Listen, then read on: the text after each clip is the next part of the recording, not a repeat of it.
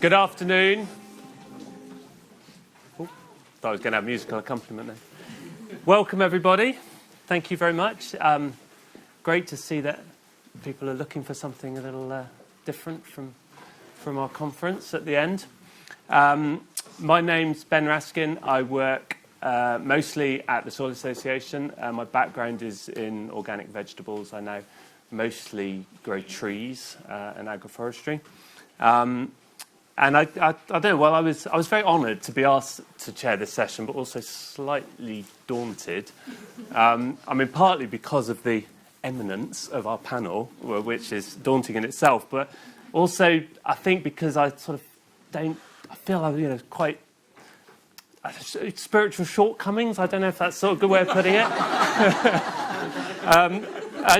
I find it hard to articulate, and I guess I'll come on to that. I come from a very diverse religious background. I have Jewish and Russian Orthodox grandparents on one side, and Quaker and Church of England on the other side.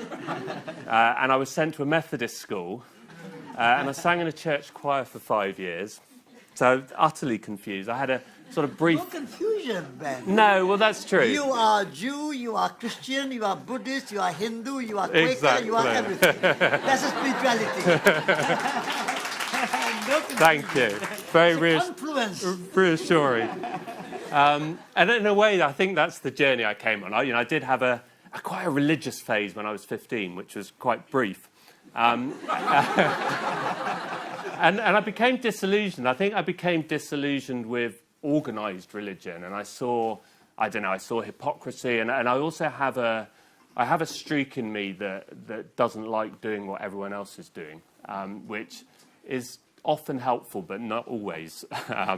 Sort of an automatic reaction to go against the flow. And I think it took me a while to, as Satish has rightly pointed out, to realise that these things aren't always competing, and that there's other things, and that spirituality is not necessarily religion. And I mean, if I did believe in God, I think I probably would be a Quaker. I quite like that lack of structure and lack of hierarchy. Although I don't like the lack of music. I think that's a bit of a challenge. But so anyway, I would imagine that most people at the conference, I would hope anyway, all of them, feel that connection with nature, and I'd imagine that you guys, as a subset of people that have come to this, have a spiritual connection as well. And there's I've always preferred being under a tree to on a road, for instance. That sort of what I've always wanted to be in nature. I've never wanted to live in a city, but I think it took me a while to realise that there was something deeper than just that kind of, oh, isn't it nice sitting under a tree? But I'm also very aware, as I said at the beginning, I'm a slightly repressed Englishman that finds it hard to talk about how they feel. And we'll get a bit uncomfortable if people start talking about God and spirituality. And what I've noticed, we've got a range of voices from different cultures, and I've found it easier to listen and understand people talking about spirituality when it's from a different culture. And I don't judge that in the same way as I might from someone from my own culture, and I find that interesting as well. So, yeah, I'm striving to be more in tune with my spiritual side and to express it. But I guess I'm thinking about myself in this position as chair as a bridge between these very spiritual people and maybe the rest of us. I'm judging, obviously, but certainly me, who kind of, a slightly cynical, practical, repressed person. So anyway, so that's my setup. There you go. So I will briefly introduce all of our speakers, and then we're going to hear from each one of them in turn, and then there will be time for Q&A at the end. And I've got to make sure I get all of their job titles and things right. So Satish Kumar, obviously, I imagine needs little introduction, but founder and director of programs at the Schumacher College International Centre for Ecological Studies and editor emeritus of Resurgence and Ecologist magazine. We have Charlotte Dufour, who is the Interventions and Practice Advisor to the Secretariat of the Conscious Food Systems Alliance. And I'm sure a lot of you heard her yesterday in the plenary, and I think you did something else this morning. Anyway, yeah, very busy, very busy. And then we have Barbara Hachipulkabanda, who's doing incredible work in Africa with natural agriculture, and again has spoken very powerfully here at this conference before. And then Shinya Imahashi, who is the natural agriculture farmer and manager of Shumei Natural Agriculture and Yatesby Farm, and Alice, also from Shumei. So that's our panel. So if I can introduce Satish. Start with Satish. Yes, absolutely. Okay, thank you, Ben. I have been to Shumei headquarters near Kyoto, and I have visited a number of their farms and gardens. And I can say the Shumei gardens and farms are the purest form of farming and gardening that there can be ever anywhere existing, which I have visited. So if you are wondering what spirituality has to do with farming, what spirituality has to do with gardening, just visit Shumei International and you will know that Shumei people garden and farm as a spiritual practice. Isn't it amazing? Now, we all need food. And so we all need to grow. Even if we don't grow, we shop. Even if we don't shop, at least we cook. Even if you don't cook, at least we go and Marks and Spencer and buy ready-made sandwiches. Those are very pragmatic and practical. But I'm a gardener. My mother was a small farmer, smallholder, 5 acres. My father was a businessman, but he dealt with farms because he bought jute from farmers. And my father used to say, I'm in business not to make money, but to make friends. And I think that's a very spiritual statement. You are in business not to make money, but to make friends. And I have 2 acres of garden, 15 apple trees, and I grow almost 10 months of my year. I don't need to buy any vegetables. Potatoes, onions, garlics, peas, asparagus, strawberries, raspberries, blueberries, apples, sweet corn, what you name it, we grow it. Not only to feed myself, of course I do, but I love garden. I love the soil. I love the earthworms. Yesterday I said after the film, if you were there, long live the earthworms. I love earthworms. They are so wonderful, so mysterious, so magical. I said yesterday, they work day and night in your soil without going ever on strike, ever asking for wages, ever asking for holiday. They are the most spiritual servant, smallest, minutest servant of the garden. So if you can do whatever you are doing for 2 things. 1, practical, pragmatic reason that you need to feed yourself, you need to earn a living, you have to pay your bills, you have to pay your electricity, you have a phone bill, you have a mortgage. All those are pragmatic and all necessary. We need to do it. But there is something deeper. And my father, my mother, myself, and my various teachers have taught me that you can do something, whatever you are doing in your life. And at the moment we are talking about gardening and farming. But whatever you are doing in your life, you can do as a spiritual practice. Spirituality is not in the books. Spirituality is not in a Quaker house. Spirituality is not in a cathedral. Spirituality is not in the Bible or Quran or Bhagavad Gita. Spirituality is in your consciousness. Spirituality is in your heart. If you do something with love, you are the most spiritual person in the world. If you do it just for money, you are the most materialist person in the world. You can decide, you want to be just pure materialist, or you want to be materialist and spiritualist at the same time. Matter is holy. There's nothing wrong with matter. In the beginning of the time, Big Bang, we had 2 things in one, matter and energy. One cannot exist by itself. One cannot exist by itself. Only when 2 things come together in relationship, existence happens. Matter and energy. What is energy? Energy you cannot measure. Energy is spirit. Energy is that consciousness. Energy is in your heart. So we have in our body mind, brain, thinking, analyzing, calculating, measuring. All that is good. That's a kind of more a mental, scientific, mathematical process. But we also have a heart. And that's the center of spirit. That's the center of feeling. Your love, your compassion, your generosity, your friendship, your desire to help somebody. That is beyond measure. That comes from your heart. And that's spirituality. So if you are doing gardening, that's a shoemaker do. They have a big center.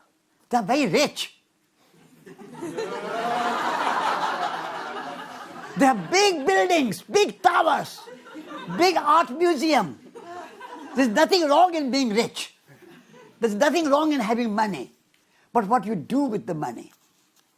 You can have 100 pounds, you can buy a gun, or you can buy apples. You can give that to somebody to help. Nothing wrong with money. Money is neutral. It's only a piece of paper, only a piece of card, only a piece of figure, only a piece of what you call QR. What do you call QR? QR. Nothing there. Money is only an idea. It's your consciousness, your wish, your idea behind money. What you do with it. I'm thinking your language. Language is neutral. I can be abusive with my language, or I can be loving in my language. Language is neutral. It's my consciousness, my spirit, my heart, my soul, my realization, how I use the language. That's a spirituality. So spirituality is not in books, not in labels.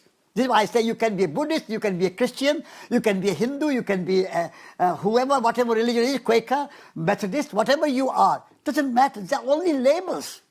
They're only names. They are not spirituality. Spirituality is in your heart, in your consciousness. So I do gardening as a spiritual practice, like Shubhai. I do cooking as a spiritual practice. I do washing up as a spiritual practice. I love, in the evening, after dinner, I say to my wife, don't touch the washing up. I'll do it. Don't touch it. I'll do it. It's my pleasure. Doing washing up. I say, I don't want dishwasher. I want to wash by hand. It's my practice. It's my meditation.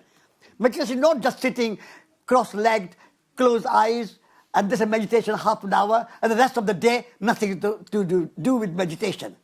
Meditation is not just a practice for half an hour in the morning or in the evening. Meditation is a way of mindful living, heartful living, conscious living. Everything you do with love and compassion and generosity and respect for each other, and use your words like sweet words, like music to listeners' ears. That's spirituality. Spirituality is everybody's business. Spirituality is not just some people in the church or people in the mosque or some saint, Saint Francis or Mother Teresa, spiritual. I'm an ordinary mortal. I have no spirituality. No. You are Mother Teresa. You are Saint Francis. You are Jesus Christ. You are a Buddha. You are a spiritual being. You are a divine being. You have a heart. You have a soul. You have a spirit. Realize it. Don't just say, I'm just body and I'm nothing else, and I just earn my money and I get the paycheck and pay the bills and there's nothing more to life. No. Those are only small means to an end. The end is that you are a loving being. You are a kind, compassionate, generous person who can make the world change. You are very special. Love yourself. That's spirituality. Are you prepared to love yourself? Jesus Christ said, love your neighbor as you love yourself. He took it for granted that you love yourself. That's spirituality, loving yourself. And loving yourself as you love others. And you love others as you love yourself. There's no division. Because I am made of the world. I'm made of the sun, the moon, my parents, all the kind of ancestors before me. At the time of Big Bang, I was there. And all the 14 billion years of evolution, I have been evolving. And I'm here. So bring your mind, your consciousness to that large scale. Cosmic mind is spirituality. Cosmic mind. With that cosmic mind, if you do gardening, if you do cooking, you do washing up, you write a love letter, you are sending an email. Make every email you send a love letter. Every email. That's a spirituality. Spirituality is not going to the church on a Sunday and saying hymns and singing beautiful songs. They are fine. They are good to remind you. It's a very nice way to remind you. But actually, every day, what you do, how you do it, what you do, with what spirit you do it, everything what you do is a spiritual practice. Spirituality. I was a monk for 9 years as a Jain monk. And I had a dream one night.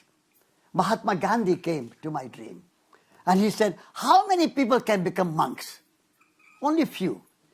So spirituality is reserved only for the few monks? No. Gandhi said, spirituality should be for everyone. Nobody excluded. Therefore, come out of monastery and practice spirituality in everyday life. Everyday life. Every action should be spiritual. And I had taken a vow for life. For life. And I was not allowed to leave the monastery. But one night, after midnight, I ran away. Escaped the monastery. And went and took a refuge in a Gandhian ashram. And there, cooking, gardening, spinning the spinning wheel to make cloth. Everything I practiced as a spirituality. So, gardening and farming had become deteriorated, denigrated, come down just because we have made gardening and farming into a source of money, profit. Nature has become a means to an end. An end is economic growth, money making, profit making. This is where we have gone wrong. So if you can turn economic growth as a means and a relationship and a spirituality and a friendship and serving humanity and serving the planet Earth and nature and human dignity, those are the ends. Nature, well-being of the nature and well-being of planet, that is our aim and end goal. Then there's nothing wrong with economic growth. There's nothing wrong with money. There's nothing wrong with business. As I said, my father was a businessman, but he said, I am in business to make friends. So we can transform our society into a beautiful society by transforming our consciousness, transforming our mind, transforming our heart, transforming our feeling. Every word you speak can be spiritual. Every action you do can be spiritual. So for me, gardening, farming should be spiritual. That's my message. Thank you.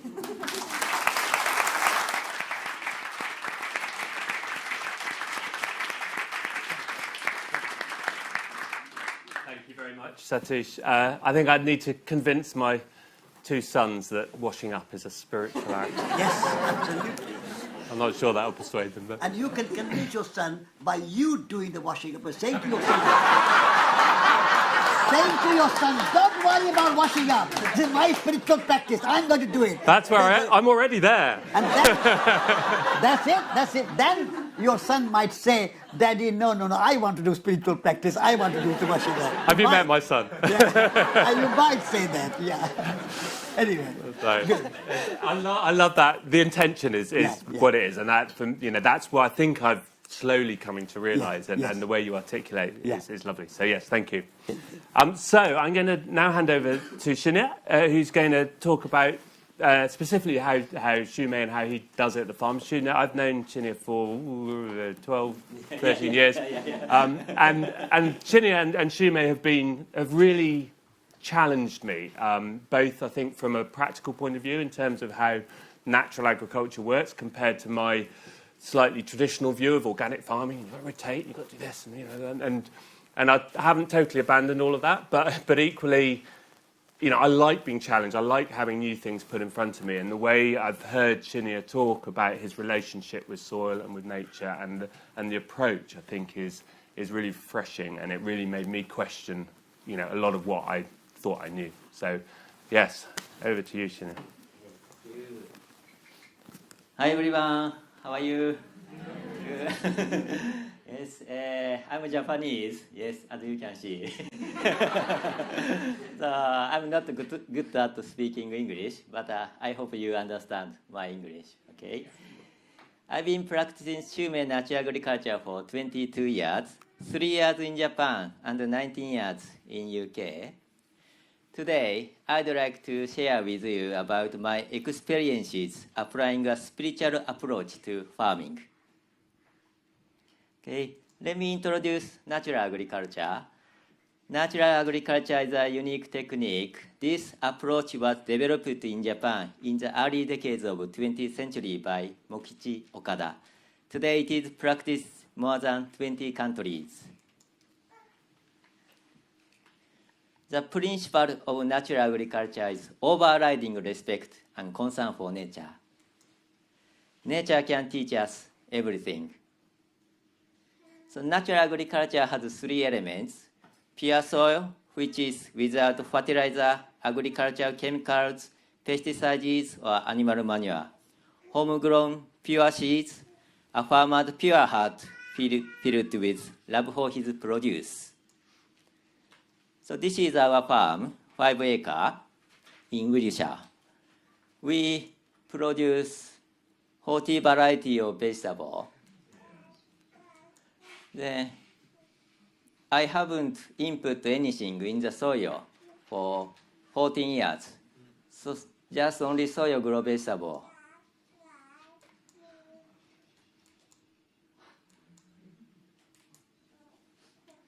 Okay. Yes. So this is our seed bank. Yes, I understand. I need to tidy up my.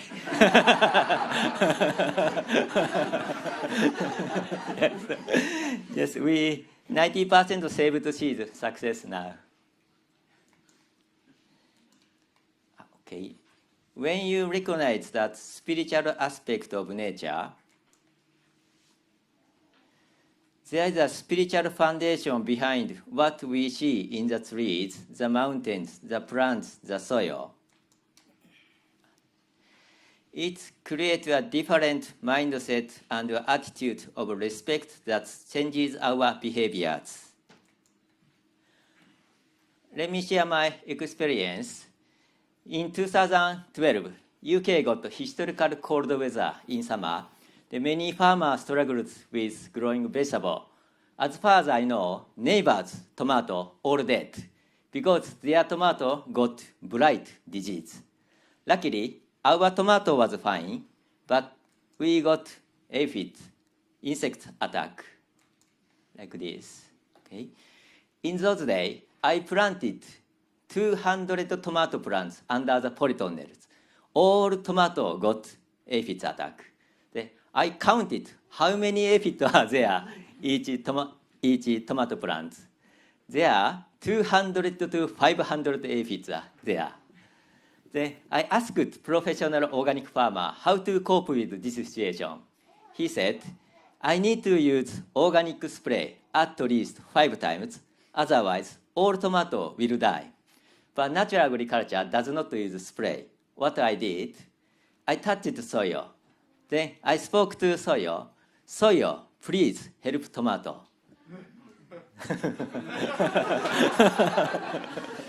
Okay. Then next, I touched tomato. Then I spoke to tomato. Tomato, thank you for growing even this cold weather. Please produce tomato to heal people. I spoke to them every day. In 2 weeks later, what happened? Suddenly, all aphids gone. So, even one tomato, I didn't lose it, all fine. Next to my experience, in 2014, there big fall on the ceiling of polytunnel. Rain continued 10 days in June. From the hole, rain came to inside and hit the one tomato intensively. Then one tomato got blight disease. In those days, I planted 600 tomato plants. In 3 days, all tomato got blight disease. So blight is a very strong disease. Then I asked the professional organic farmer how to cope with this situation. he said, it is impossible to recover from blight disease. His suggestion was, I need to give up, growing tomato this year. But for the next year, I need to pull out all tomato and then burning to kill the blight disease. The blight also living in the soil. I must not plant tomato in this area again. That was his advice. Then what I did, I opened the door all days to get air, so for ventilation, and then I cut some leaves, their influence on blight disease. Then spoke to soil and then tomato. Okay. Then week later, new leaves came out from tomato. New leaves get the blight instantly and then dead. Then I think I planted potato 15 meters away from tomato. Potato has a high possibility to get blight disease. I imagine if one potato gets blight disease, all the potato will die. Then I decided to pull out all tomato. But after I pulled out 50 tomato plants, I felt very sad. Then I stopped it. Then I spoke to soil and the tomato seriously.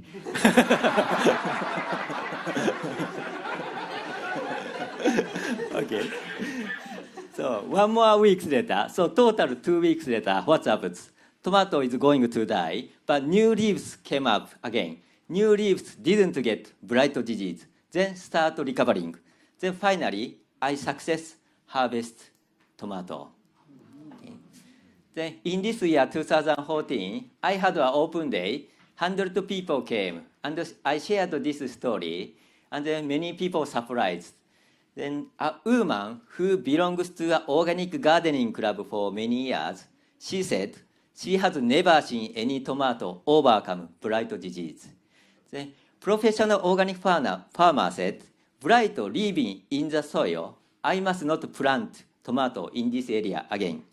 But this photo, 10 years continuous cropping. So after that, I planted tomato again and again. But I have never got blight again.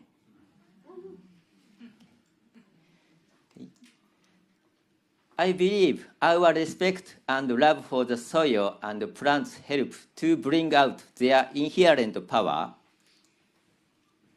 Through my 20 years of spiritual experiences with natural agriculture, I know soil and plants have consciousness.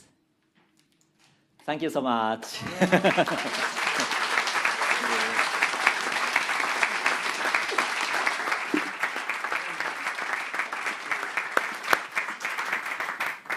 Thank you, Shinya. I mean, I do recommend if you get a chance to visit. There's some stuff there you just didn't think is possible. You know, I mean, growing potatoes in the same place, of all the things to grow in the same place every year, and yet they produce more. The soil health index is going up. It's quite something. So yeah, Alice, are you talking now, or are you going to? I'll talk a little later. At the end. But I just wanted to add one thing. Is he didn't say it, but after this experience, he was telling me that there is no bad soil. It's not the soil that you blame. You know, it's your consciousness, your approach, your feelings, and then your love that will always bring out their inherent power.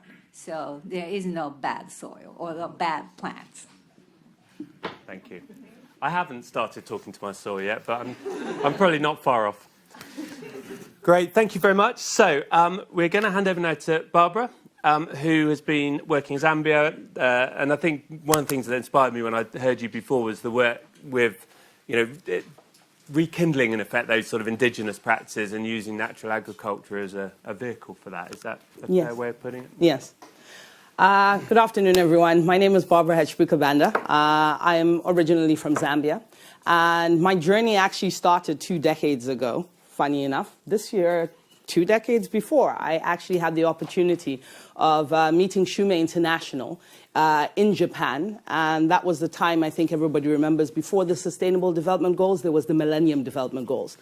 I was a youth at that time. So we were part of the youth movement that UNDP put together to try achieve the Millennium Development Goals by 2015. I had the opportunity of going down to Japan as one of the regional chairs of Southern Africa. And there I met Shume, and I had the opportunity of being given a host family who showed me what their life is like, in Japan when they're growing their rice. The similar story to what Shinya has told, but on a smaller scale. After visiting Kishima Island and visiting some of their gardens, I was impacted. But I wasn't just impacted about Shume's story, I had a pre-story to that. I am a product of a politician. My father was a politician in Zambia, but also a very avid farmer. And my mother, who absolutely loved farming, who loved the rural area, they raised me in a double environment, be part of your roots, but at the same time go to British private school. So every time I was home on the holidays, I was riding tractors and playing in the piggery and watching the cattle, run around and everything. So that was my background. Unfortunately, my mother passed away when I was 20, and she died in a car accident. And for some funny reason, her spirit led me, as I feel, towards Shume. And at the time when she had passed away, she had started to work with small-scale rural women farmers in Zambia, who very much were interested in working towards improving their livelihoods through agriculture. But their whole ethos was around, hey, we need to get more subsidies from government around fertilizers, around pesticides. We need to try find grants to grow food using, inputs and fertilizers. It wasn't a sustainable model. So when I met Shume International, it seemed to fit that why don't we introduce you to natural agriculture, a practice that Shinya has, broken down for you to say, why don't you try this? So Shume came down in November 2004 and met these women farmers, and we started out with 20 farm families. And when we started out with 20 farm families, Sensei Alan and I had come down to Zambia, and he said to them, hey, this is what natural agriculture is. And pretty much the same talk Shinya has given, Sensei Alan gave the same talk of talk to your plants. And you can imagine there was giggles all around in these 20 women farmers. It was like, I don't understand. And then some of the women farmers who are a little bit older said, hey, the funny thing about how a lot of you younger members are kind of laughing about the practice itself brings us back to how we grew up. And now they were talking about pre-colonization. They were talking about in their childhood years. There is no such thing as pre-colonization. It existed from a long, long time ago. But when they grew up in their traditional homes and surroundings, they remember their practices of their fathers, their grandparents, that type of thing. And it was generational, traditional, indigenous farming practices that were passed down to them. So the more we broke down natural agriculture to them, let's have a conversation about the indigenous seed. What type of seeds did your parents grow? Or what type of seeds exist in this rural community? They started telling us about maize seeds, about corn seeds that were indigenous to the area. They weren't coming out and they weren't named H22 verse 24, whatever, with all the numbers and the different types of seed. They were indigenous locals corn seeds, which were 8-line, go by red, silantuba, and we're like, how many farmers still have these? It was surprising to see that in southern parts of Zambia, there was still a lot of farm families that were still saving a lot of their seeds, and they were still using these indigenous seeds. So what did we go about doing? Hey, let's collect a large variety and create our own small seed bank from this corn and from the peanuts that existed. What was the importance of the seed? The seed itself is adaptable to the changing environment. When I show you pictures of my father's village, he has a river at the back. I remember as a child, I must have been like 8 years old when we would go out there, and throughout the years, there was this big river. My father, we don't have electricity at my father's village. We don't have running water. We would all have to wake up early in the morning and go down to the stream and take these very cold showers in this running stream. Come 10 years later, the stream is dry and hasn't had any water for the last decade. It's painful to see. So when we started talking to these women, what is the importance about the seed? And they were like, it grows better. Its root systems are stronger than the seed that you buy from the store. It's tastier. The maize meal itself to cook our traditional food is heavier. It's more potent. We started to see all these positives. But I think the main thing to round it off, the reason I tell you this story is it's hard to quantify spirituality, especially, I get where you're coming from, Ben. Zambia is a Christian country. 90% of its population is Christian, and therefore the country operates on a Christian path. Therefore, conversations like spirituality don't really exist. They're hard to quantify. But the only way I can quantify it to you is to explain to you that what we call spirituality is our indigenous traditional practices. That generations of knowledge that have been passed down. When you meet some of my women farmers and they tell you about how they grew up, it impacts your life in ways where you see the joy in their face when they talk about planting seasons. How planting seasons would be fun. You would go into the field. And Shinya talks to his soil and his plant, but with African farmers, I think you've seen it in a lot of television shows with South African farmers where you can hear all the farmers as they hold handholds. They're doing it at a rhythm and they're singing. It is that singing that carries that spirit and that energy and that interconnectedness with the farmer, the soil, and the plant. And they tell all these stories about how their lives were changed the minute, slash and burn. They were taught slash and burn. The Iron Age farming, a lot has changed over time. But it's great to see some of the women that we work with, even if they're older generations, they have knowledge that they're able to share with the younger farmers that are taking part now. They tell stories of, in the olden days, we didn't need the meteorological department to tell us when the rains would be good. But today you need them, hey? Weather forecast, storms coming, floods are coming. But before then, farmers would tell you, we used to know when the rains were good. Oh, how did you used to know that? Because the wild fruit trees would tell you. The trees would be lush with fruits, even if, because our rain season runs from November to April. That's my favorite time of the year. Africa becomes alive. It's green, it's wild. Life is bursting to come out of the ground. You're eating wild mushrooms, you're eating wild fruits, you're eating little insects, which my husband always says, oh my God, you're eating wood ants. Yes, it's the best thing ever. The world is good and it's fresh and, we'll survive. And there's life bursting during rain season. But as we've seen that in the last decade, just a decade, all that is transforming. Our rains should beginning of November to mid-November. Now, guess what? They only began in January. We're not even sure whether they'll stay that long. Our southern part of Zambia is becoming more desertification than it is what it used to be before. So farmers are struggling. They're unable to produce as much. But natural agriculture, with our indigenous seeds, have shown that even with the changing climate, there is still hope. What started out as 20 farm families has now grown to over 6,000 women farmers in not only the southern part of Zambia, but the western part, eastern part, central, and we keep growing. And we don't keep growing because we're calling people to say, hey, let's teach you about natural agriculture. The women themselves are the tool. They advertise it. They go out because in African culture, seeing is believing. But I say African culture, I think it's the world in general. Seeing is believing. Somebody can tell you, hey, that plant will grow if you do this. But when you see it happen, there's a big difference. You start to believe. So with farmers learning about natural agriculture naturally, through through other farmers, it's allowed for scalability, and it's shown us that this project can grow. I don't know how many of you were in the 11 o'clock plenary session, main hall session.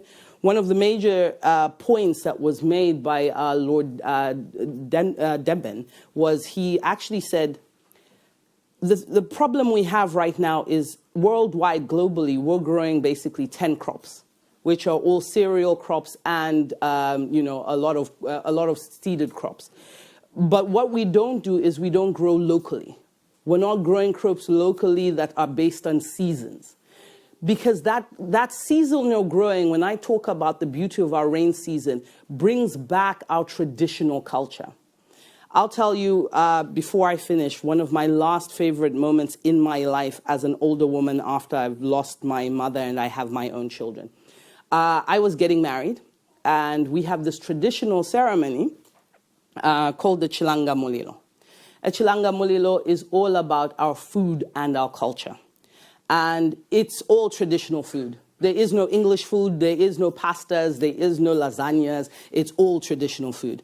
You go out and the wood ants are part of the menu. You go out, it's the wild berries, it's the wild vegetables, and it's all obtained from rural areas. When young brides are preparing for this, they go out and they go to rural areas and they buy these things. They buy village chickens from there. They're not buying broiler chickens like the ones we buy in Sainsbury's. These are hard roadrunners that you have to boil for a couple of days. And, you know, we sit there as women and we cook this feast. So it's all the women in a woman's family that come together and we cook this huge traditional feast with everything you can imagine. And then the men's family all get together and they have their family get together and we come in dancing with our drums. Our drums have to be playing while we dance in with each pot. Each woman carries a pot on her head with each dish. Now, when we enter there, we're not allowed to pass the threshold until the man's family starts throwing money at us. Because they're basically saying, you're about to feed us, you're so welcome. So we cross this threshold. Once we finally get into the house, we present each dish. There's a matriarch in the family who opens each dish and she presents each traditional dish. The message is, we as a family will feed you as a family till the cows come home. Because it's our culture, it's our tradition. Our spirituality and our energy is in our food. And the more we commercialize and make everything materialistic, the more we lose out. There's a lot of knowledge to be passed on from older generations to a lot of younger generations. I sit in this room and I look at all the faces here. It'll be wonderful one year to have a few 18-year-olds, 15-year-olds be part of this conversation, because this land, this spirituality, this soil, this world is theirs to inherit. And you all have so much information and knowledge you can share with them. Thank you very much.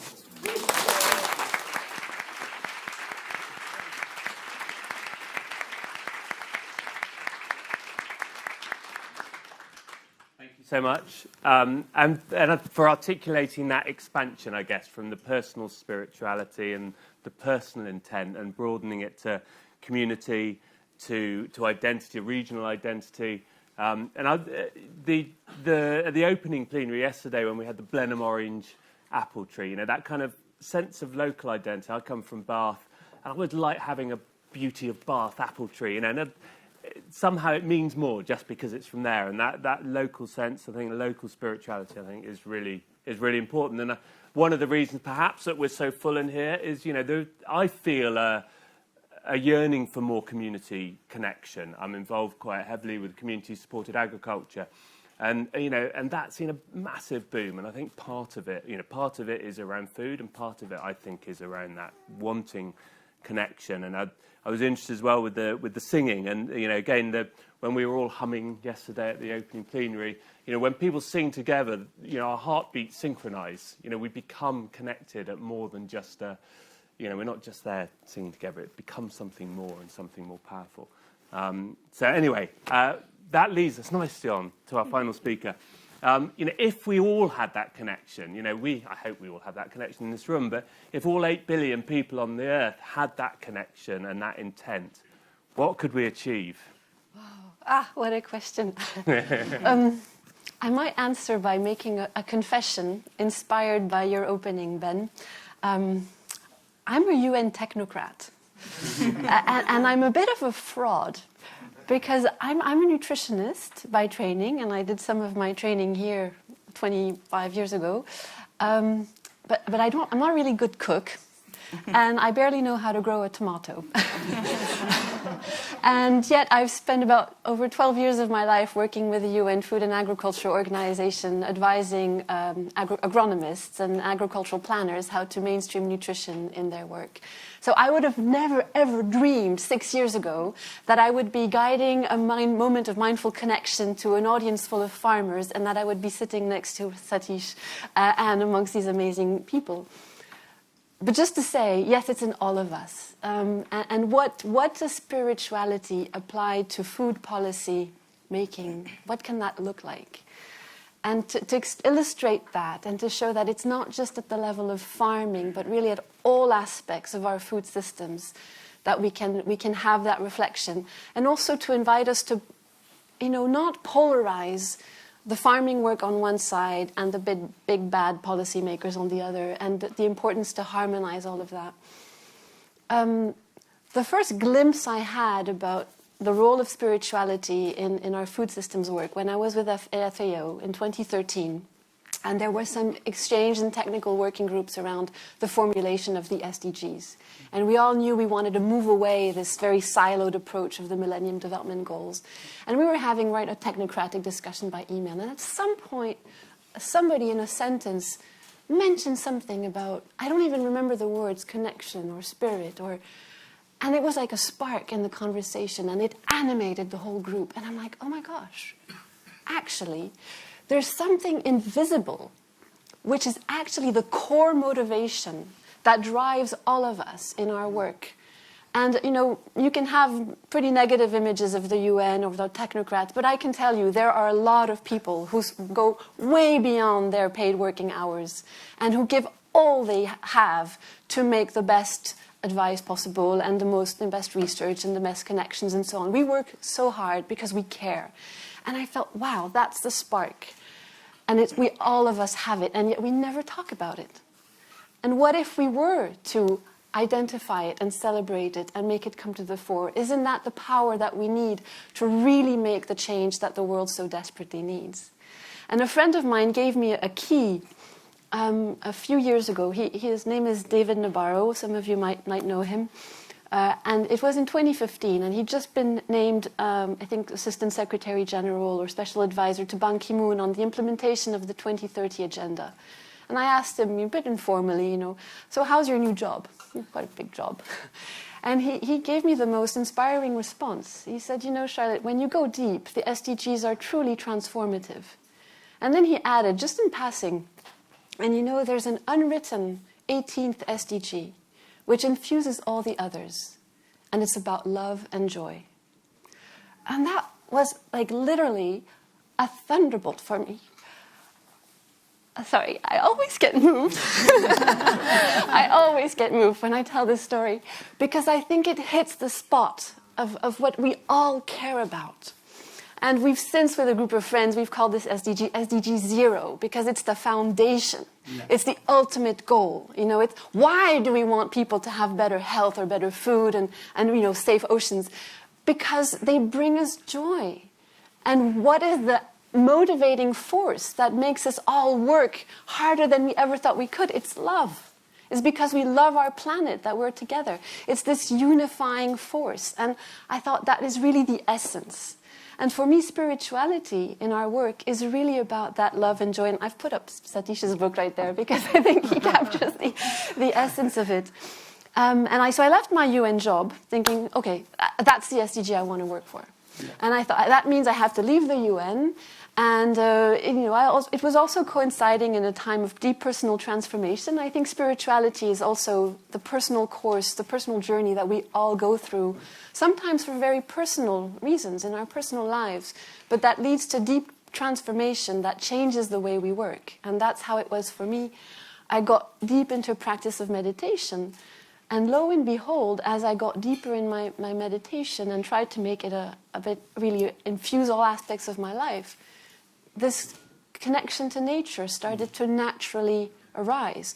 Although I'm in no way from a farming background, I'm a completely uprooted young woman. My dad was with the World Bank. I was born in one country, grew up in another, and I'm completely uprooted, no farming links, no connection to the land. And there was this calling for nature. And with friends, we created this movement, listening to the earth, with an idea of let's bring this call to the policy space. And we tried to do that in COP meetings, the climate COPs, inviting people to have moments of mindful connection to the earth with just 1 minute of just visualizing nature, visualizing the land as a way of inviting Earth's wisdom into our conversation and re-inviting that harmonious relationship. And it's been, we have no money, but so over the COPs, we always prepare a little card, with a guided moment of mindful connection. And I think it goes round. I've never been to a COP, so I don't know how it's picked up. But there now in the COPs, it's much more common. You have the Plum Village monks guiding meditations every day. You have more and more spaces. And what seemed like a very radical, new agey, totally far out message 7 years ago is actually now becoming much more mainstream. And I think our presence here today is proof of that. And an even greater proof of that is when, just 2 years ago, I discovered that there's a thing called the Conscious Food Systems Alliance Secretariat, or Alliance, and it's hosted in the United Nations Development Program. I'm like, what? Really? The UN doing that? And so there we go, UN back. I thought, okay, maybe I'm not leaving the UN after all. And it felt like all that I had done before was actually preparing me for what we're doing now. And I think this is something that unites us all more than anything in the world. I've been gifted to travel a lot and connect with farmers from all over the world. And we have this beautiful diversity. But when you dig at the core of that diversity, there's a beautiful unity. And I think, what Barbara and Shinya and Satish all described speaks to that. And actually, I've also something that's naturally come from that is I felt naturally called to the land. And my husband and I have now moved to Burgundy in a beautiful farm, and we're planting a food forest. And now I'm feeling less of a fraud. I think that spirituality is also an invitation to live with integrity, to align, not just our thoughts and our words, but also our actions, our way of being in the world. It's an invitation to be present to what is. And if you ask me what it means now to bring spirituality in policy advice work, I see the way, a lot of policy work involves bringing people together, holding space for people to express often their disagreements and to try to come to compromise on a legal text or whatsoever. And holding space, and a big part of the job I've tended to do in policy work is to hold space and create a space for multi-stakeholder dialogue. And when you do that with the intention of there being harmony, not necessarily consensus, you can agree while being disagreeable. And I often call upon the power of the land or the power of the greater consciousness. Please be present. Please guide our conversations. Inviting people to really be in listening mode. And just recently, with the Conscious Food Systems Alliance and some partners in FAO, we convened an informal dialogue with policymakers and policy advisors working in the food space to talk about invisible yet essential ingredients for food policy. We were afraid of naming things. You can't use the word spirituality. You can barely use the word inner capacities. But what we're actually finding is that people are so hungry for that conversation. And what came out of them, it was really beautiful. It was really all of them saying it's about being listening, being present, going with the pace of things, being attentive to what wants to happen in a given place, understanding the people, understanding the land. And we had a very multicultural group, but that wisdom, that same wisdom was emerging from all the groups. So I'll leave it at that because I think we're all keen to hear your own wisdoms on this topic. But it's just to say that yes, we do have it, all of us. And I think somebody on the panel this morning in the conversation, was it Robert? Or somebody said we have to be careful naming the magic for fear of killing it. And I think that's a subtle balance, So I think we have to create the space for it without making it too much blah blah, not putting in too much mental blah, blah, blah, because it has to stay with the feeling, with the experience, and I think we can create that intention collectively and for all of those online, really globally, of allowing that frequency, that vibration to spread. Thank you.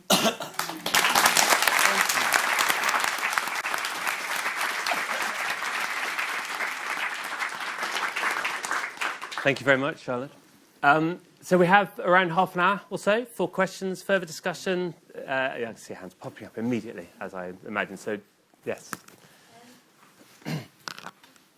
Hello, my name's Lily. I just had a question about a little bit of a backstory. The fields next to where I grew up have just been sold to be built on, and there's been a bit of a fight against it, and a lot of the fight was about there's not enough doctors, spaces at surgeries and stuff, but my reason was more for the value of the land and not just it storing carbon and being great for water storage, but also just the amount of creatures that live there. And I just wondered if there's any suggestions off the panel how I can respectfully. My idea is to just go and plant some trees there and be a bit naughty and just take some trees and plant some trees with little messages on from the land. But I wondered if there's any suggestions from the panel of how I can respectfully do that without me sort of placing my human thoughts onto it, even though I know I'm a part of nature. Great question. I love your idea of planting trees, but yeah, any other thoughts? I think I'll talk from an African perspective. Africa has transformed due to everything is materialistic lately. In as much as, yes, there's a need for the hospitals and the medical care. Funny enough, the system is still falling apart with all these great needs. Doctors aren't even going to be sitting in there because, you know, they're striking over other things. When you look at the UK, that's all on the news constantly. I love your conscious energy and the hurt and the pain that you're feeling for the land and for the change that's going to happen within the community. I think a lot of people forget that communities aren't just buildings and houses where people don't talk to each other. There's a lot more that exists there. There's that rope that exists in between all of us. And from hearing just you speak about those fields, I visualize them in my own head. Like I can see myself running in those or sitting down for a picnic and how it's going to impact your community. One thing that we spoke about, I guess you spoke about, was how we need to stop looking at us being connected and there are those who aren't connected, and stop looking at farmer versus policymakers. We need to include politics, we need to include civil society, you need to include your government, you need to include your local council, and create a movement, not just plant the trees and say from the earth, but if you're passionate about it the way you are, start that small movement within your community and involve your local councillor to be part and parcel of the conversation. It might not change the circumstance or the land being sold, but there might be other safe spaces that can be built within the community and that you can be part and parcel of building. I've said how Zambia started with 20 farm families. We've grown to over 6,000. I feel that we can grow to more people, but we can't do it. NADPZ and Shume or outside grant sources can't do it by themselves. Local leaders and governments need to be involved in helping us scale up and see the bigger picture. So I feel the pain, it's real, and create safe spaces that'll be just as beautiful, but involve your local community to be part and parcel of your conversation and how you feel. That's it. Yeah. Yes. There's been some talk about the different religions and organised religion versus spirituality, as if they're separate. And I think there probably is a separation, but also that all of the world's religions own 16% of the world's land. So they are an important player in this. And I just wonder, how do we reconcile spirituality and organised religion? And how will the organised world religions wake up to their responsibility for land? I mean, the Catholic Church is kind of, I think it is, with the what the Pope's doing, and some of the others. But can you shed more light on this? Because the power lies with them, even if the individual spirituality, there is still a top-down power, even though there is a grassroots power too. And how does that come together? Yeah, great. I think if I am born in India, I'm more likely to be a Hindu. If I'm born in the Middle East, I'm more likely to be a Muslim. If I'm born in Rome or Europe, I'm more likely to be a Christian. We should celebrate diversity of religions. And religions are like rivers. And the river water is the same. But in India, you might call it Ganges. And in England, you might call it Thames. Or in Russia, you might call it Moskva. But name is different, but the water is the same. So reconciling religion with spirituality is to go beyond labels and see all religions teach love, kindness, compassion, generosity, service. All these are the spiritual values. So we should celebrate, like you are in England, born in England, you are called Englishmen. I'm born in India, I'm called Indian man. But we are human beings. There's nothing wrong with being an Englishman. There's nothing wrong with being an Indian. Nothing wrong with being Chinese. Nothing wrong with being an African. So we should celebrate our diversities and go beyond that and see unity. So before or after I'm an Indian or African or American or European or Chinese or Russian, I'm a human being. So before I'm a Hindu, Muslim, Christian, I'm a spiritual being. Then I can be a Hindu, I can be a Muslim, I can be a Christian, and if I'm in India, I can practice Hinduism. If I'm in Europe, I can practice, go to Sunday church or sing hymns. There's nothing wrong with that. But if we say, no, Christianity is better than Hinduism, Hinduism is better than Christianity, Islam is better than Judaism, Judaism is better. It's like saying being Englishman is better than being Frenchman, or being Russian is being better than African. Or that makes no sense. So as long as we go beyond our narrow kind of labels and see label as a diversity and celebrate diversity, diversity of language, diversity of religions, diversity of nationality, diversity of political system, diversity of economic system, diversity of everything. So diversity and unity dance together. Spirituality is a unity and religion is a diversity. They should dance together. That's why you bring reconciliation.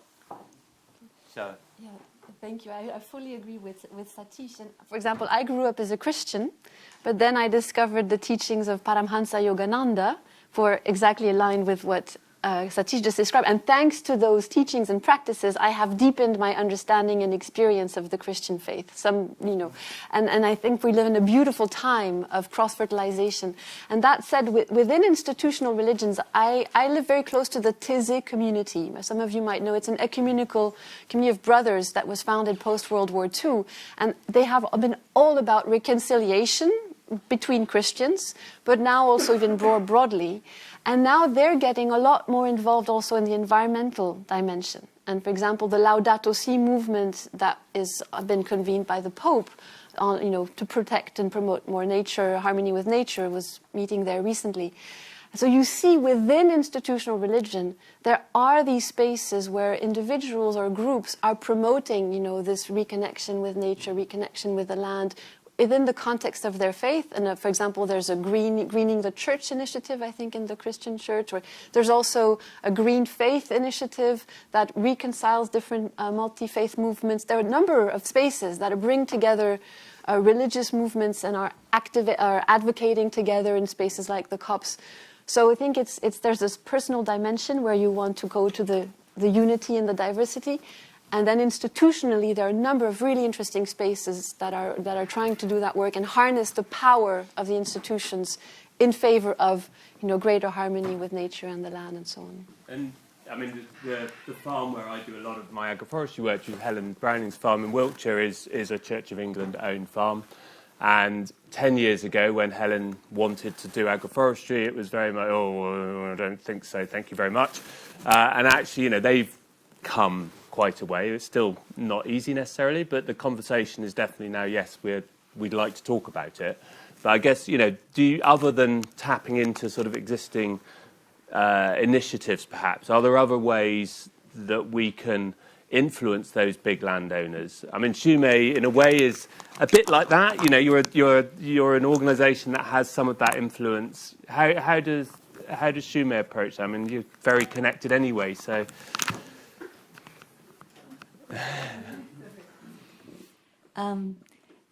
Thank you. Yes, our way is basically, it's really, because nobody really knows natural agriculture. It's very, unknown to, many people don't know about it. Like when first Barbara came, she never even heard of it. So it's like she says, seeing is believing. So it's same thing. We feel, we can't change anybody's, how they think or how they react or whatever.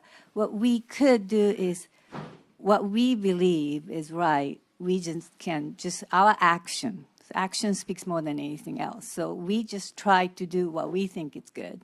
And then because in Japan, there are no, there's so many, what's the word for it? They accept every religion, but at the same time, they don't accept any religion, in a sense.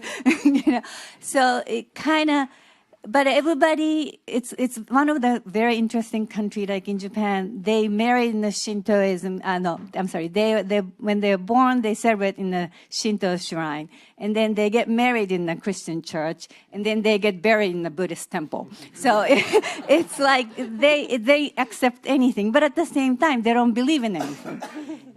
But in a way, that sometimes works because you accept everything. But you don't have to belong to one group. And then all you believe is we are all like citizens of the world, citizens of this planet. So we can all contribute individually. And then we believe for like farming. It's like we're doing farming, like Satish told us, it's a spiritual practice. We actually strongly believe by practicing natural agriculture, we can create almost like a heaven on earth, an ideal world.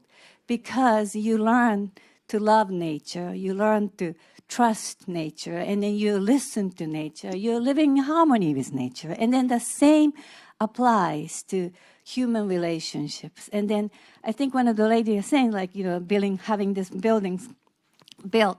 Like in Japan, we're so compact, and there's always surrounded by big buildings and everything. But we could still create a sanctuary within these small buildings. And then that's what we try to do. In our own capacity, we'll try to do something that we can create like a heavenly place, like a paradise space. And then if we can create that, and if we can share with everyone, your neighbors, your friends, your family, I think that resonates. And that's all we can do. And then we just hope, because we have to, like Sharon was saying, it's like a love and joy. It's our driving force. When we love someone, we love our planet, we love our, animal friends and all that. So we're just sharing love, and I think that's the bottom line. It's not really, I think everybody knows that. It's just that I think it's not nuts. It's not a, something that, somebody has this great idea. This is the way. I think we all know the simplest thing is what works. We just have to have a little bit of a courage to try that and then apply that in our everyday life.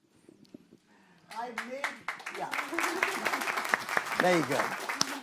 I may be an Indian, I may be a Hindu, but beyond that, cosmos is my country.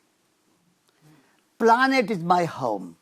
I may have a home in Rajasthan, but planet is my home. Nature is my nationality, and love is my religion. Within this big picture, I'm very happy to be an Indian. I'm very happy to have a home in Rajasthan. I'm very happy to have Hindu or Jain or whatever religion. Doesn't matter. But I'm not prepared to kill in the name of India or in the name of Hindu to anyone. There's no cause good enough for me to kill for that cause in the name of nation or country or religion. There may be good cause for which I can give my life, but there's no cause good enough to kill anybody. At the moment, in the name of religion, in the name of nationality, in the name of country, we kill each other. So that's where I think we need to celebrate diversity, but go beyond diversity and see unity. So there's a question. Oh, sorry, yes, absolutely. Sorry, yes, thank you. Friends listening online as well. So I've got one question, which is, how do we guide people in our surroundings to see the light, to feel the spirituality, consciousness, without pushing or forcing them or scaring them away with esoteric language? So some of it you've answered, but maybe a few more can be touched upon. And then there's another question which I'll ask next. I guess I'll take that one. Okay, so it goes back to, let me tell you a little story. So Alan Sensei has been coming to Zambia. He's from Shume International. I wish he was here for you to meet him. He just glows. He beams with this energy. And he's been coming to Zambia for 20 years. And every year he comes there, the women have even created songs around, hey, Alan Sensei Atwende, in all these different languages. And, he sings along and dances along. And we created this natural agriculture show. Where we said, how do you, the person who's watching from home, how do you get people involved? One of the things we wanted to share was share information about what you're doing, share information about natural agriculture. But let's do it in a way that will pull the community. Because for us, to educate a woman actually educates the community. It educates children and educates the community. The community participates.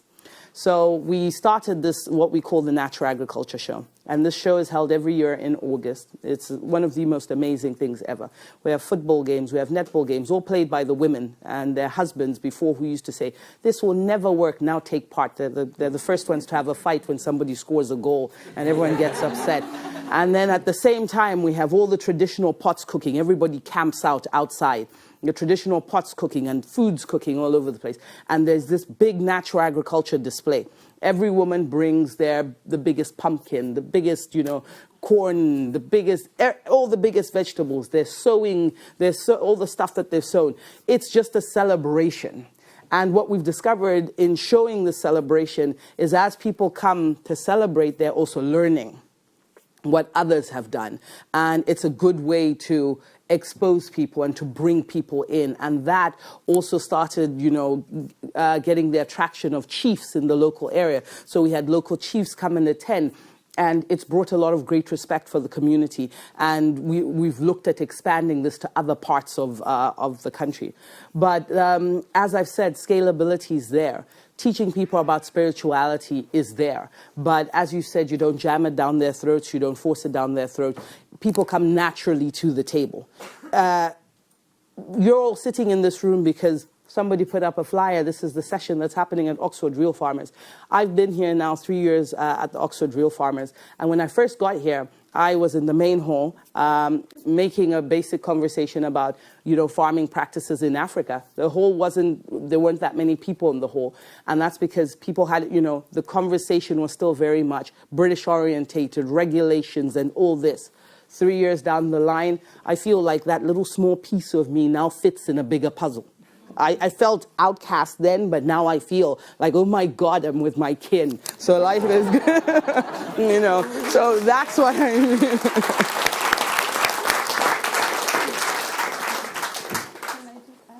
Just very shortly, I love the example, but I think at an individual level, you can't change others or force them. So shine your light. Focus on shining your light, and that will draw others to find the ways they can shine their light brighter. I think that would, Have fun and make them jealous. Yeah, exactly. And the other online question? Yeah. So the other online question is, what one ritual do they do daily that would recommend for general well-being? And they're very thankful for being here. What well-being? What one thing, presumably apart from washing up, do you do for your spiritual For general well-being? well-being. Okay. I mean, there is no one thing which is a kind of spiritual well-being. Everything is you do with your consciousness changed. Everything is for spiritual well-being.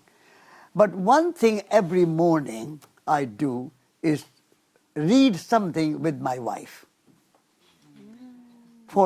We have been married for how many years? We met in 71, so 52 years, 53 years, 52 years.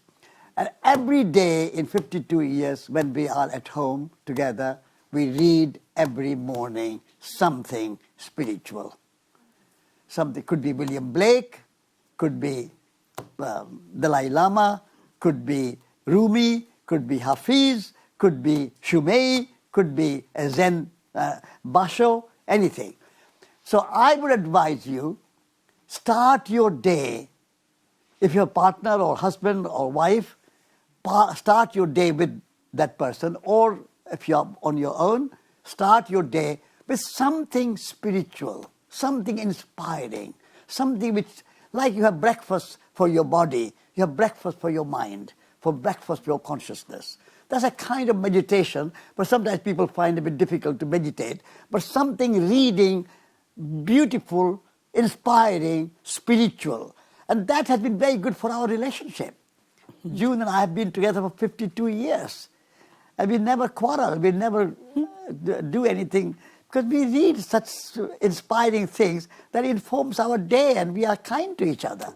So I think we have got so much wisdom from our ancestors, from so many poets and spiritual teachers, and St. Francis and Dalai Lama and Lao Tzu in China. So much wonderful spiritual teachings we have inherited from our ancestors. Just read it and focus on it and contemplate on it and meditate on it. And I think that's a very good spiritual practice. Lovely. I think if I tried talking to my wife before 8 o'clock, she wouldn't be happy. But anyway. One other thing that with Shumei we always practice is we always say gratitude every day. Grateful for whatever the food you receive, or grateful that you're healthy that day, whatever. But always be grateful and then, share the gratitude. That's the one thing that we do. Gratitude. Charlotte, Barbara, any one thing you do every day? I was going to say give thanks. I try and listen to the world. I've had so many experiences. In the last, 2 decades, as well as my life has been fulfilled with Shumei, I've also had a lot of tragedies on the other side. And one of the things with tragedies as well, they have a tendency of taking you down paths or whatever. But one thing I always focus on is listen to the world.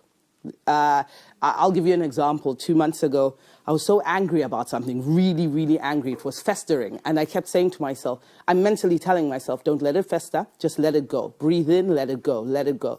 Must have happened for like a week or so. But then instead of feeling better, I was festering even more. And then out of nowhere, this one day, I have this cousin who sends these everyday devotional messages. They're like horoscopes. And this one day I said, oh God, I'm going to read this horoscope. And I open up and it actually spoke about let go of negative energy. I went straight to my husband and it was a whole paragraph about letting go of negative energy and how it roots you in one place and doesn't allow you to move. Your life should flow like a river. And it had this whole paragraph spoke out to that festering that I had. All of a sudden I was like, listen to the world. And I can give you so many examples. There's so many messages in life that answer the distress calls that you have. So listening as well is just as important as sharing. And sorry, I must add on that. Okay, taking a question to nature. My dog takes me for a walk twice a day, and so we go through the forest, and you can I learned this in Findhorn, ask a question to nature, tune in, be calm, see if a tree or the wind or a bird catches your attention, and there will be some form of answer there that is truly inspiring. Yeah. Yeah. Right, there was a question at the top left and then one at the top right, or the other way around, whichever wherever the microphone is.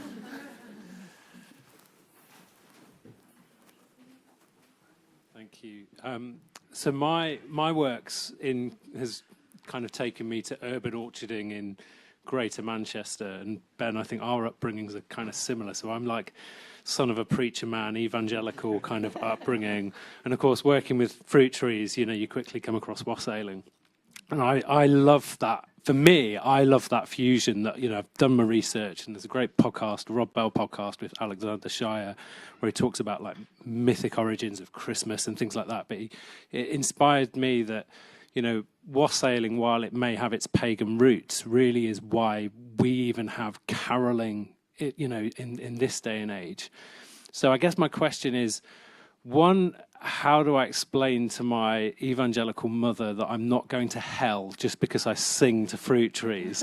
But two, I have this love. I consider it a privilege leading a wassail. And I have this I call it my little emergency wassail kit, and I'll have some toast ready to hang, and, and I love that aspect of it. And I think the question is more, when you're in that position where you can lead people in a spiritual practice, but perhaps they have no faith, or they're from a different faith, or, what language, would you encourage me to use or others to use that makes it holistic, that makes it welcoming, that doesn't create a barrier but opens a door? Just wondered if any of the panel had anything to say on that.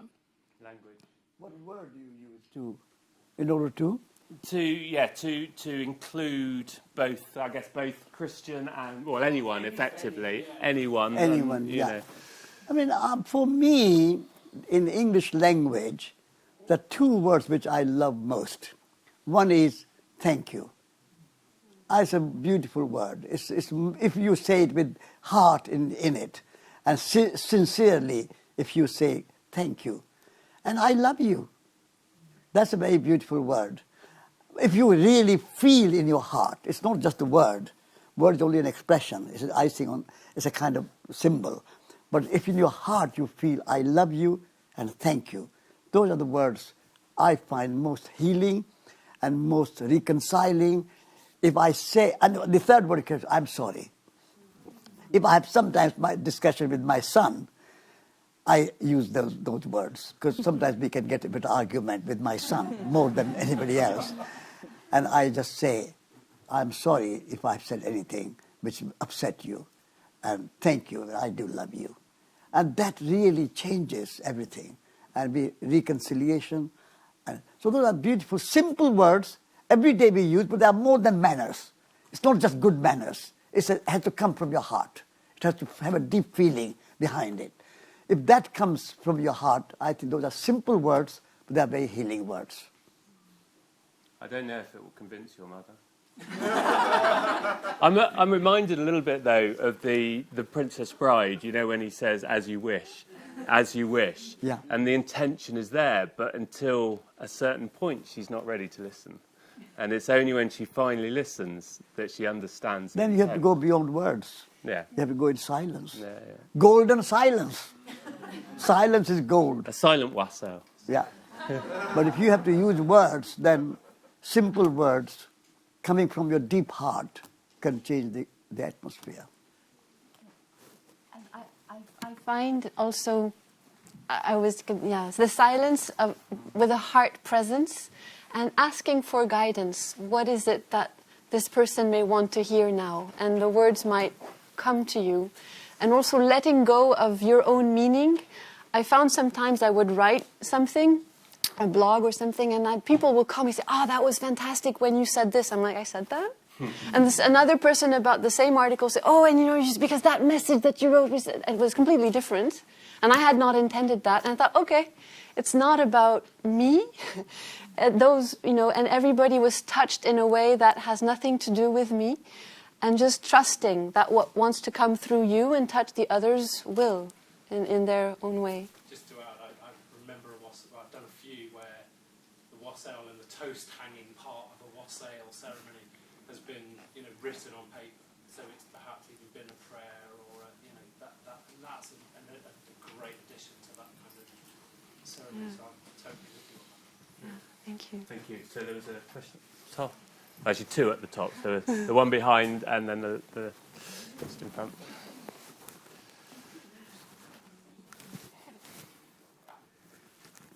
Mine's just a quick one. I've spent a long time working in the Ecuadorian Amazon with the indigenous people, and they've often said they don't understand how Westerners cannot be spiritual. So although they don't follow a religion, they can't understand, if you're alive, how you can't be spiritual. They can't understand how Westerners cannot be spiritual if they're alive. How? Westerners. Westerners. Yeah. Who says Westerners can't be spiritual? The people that the lady in the Amazon had been working with. I think that's... Hi. Yeah. Mine's less of a quick one and could probably be an entire different panel discussion. I come from a family of very traditional farmers and meat eaters. When I go home, it's lamb brain burgers or ox tongue in a jelly, and it's pretty gnarly and a battle I've been having for a long time, and this has been about spirituality and nature, and obviously animals are part of nature. I wonder if any of you have had similar conversations with yourself, and if you've got any advice. It's a very broad question, but I'd like to hear what And you is have this to say. specifically about It's eating about animals or about... Yes, and I think Yeah. when you talk about creating the traditional meals in Africa, and there are cultures that, one thing I respect about my dad is that he is going to eat the entire animal. He's not just going to throw so much of it away to waste. And I know that there's some cultures that have this spiritual sense of giving thanks for the entire animal. And I think that would sit a lot better with me personally. But I wondered what all of your experiences were. For me, I come from, my father is a rancher. He's a farmer, a rancher, everything revolves around. I come from a tribe called the Tongas. The Tongas and the Ila in the southern part of Zambia are all about cattle. Cattle is your wealth. So I know exactly where you're coming from, where you say you grew up in a household where everyone's a meat eater. Every time there was a pot of stew on the stove. So now every time I see stew, I'm like, no, just doesn't work for me. So I totally understand where you're coming from. I don't do beef burgers, but it doesn't mean I don't do meat. Once in a while, I do like the steaks and everything. But then at the end of the day, we have a tradition in our culture, which we do at the show, and also every single time there's a wedding or a function, we have this traditional dance. It's called the spear dance. And these people have this dance where it's kutazula, aguyabila. They sing and they scream and they have spears and they're dancing. And they're shuffling their feet along the ground. It's very special to watch, actually. And when the women dance, they dance with their hands in the air. That's respect for the bull. It's actually, as they dance, it's respect for the bull. It shows in our culture the respect for cattle, the process of, if you're going to slaughter a cow for a special function, you give it respect. You just don't go there and kill it. And then, when you bleed the cow, you do everything spiritually and correctly to show respect for what you have. I think there's a larger conversation that's also happening now. Meat grown in labs versus, natural grown cows in the field. Cattle grazing is causing a lot of climate issues. There's a larger conversation of that. But having grown up in a culture where we respect the cattle, we respect animals, for us, that's also, we have traditional practices that go towards that. It's not just going to Tesco's or Sainsbury and buy the burger. It's, hey, there's a bigger underlining ceremony that comes with it. And there's a spiritual connection in that. So for me, that's the connection I can give you and my experience on the ground, that mine comes from a tribal, traditional aspect. Thank you very much. I'm really sorry we've run out of time. I have to quickly plug the Shume conference. It's an online conference, Sunday the 28th of January from 1 till 3. Yes. Anything else to add to that? Yes, we brought our seeds, over 10 generation seeds, chard and parsnip. If you'd like to take this, please come to me later. Okay. And I can guarantee that their seeds will grow well. Complain to me if not. Thank you all so much.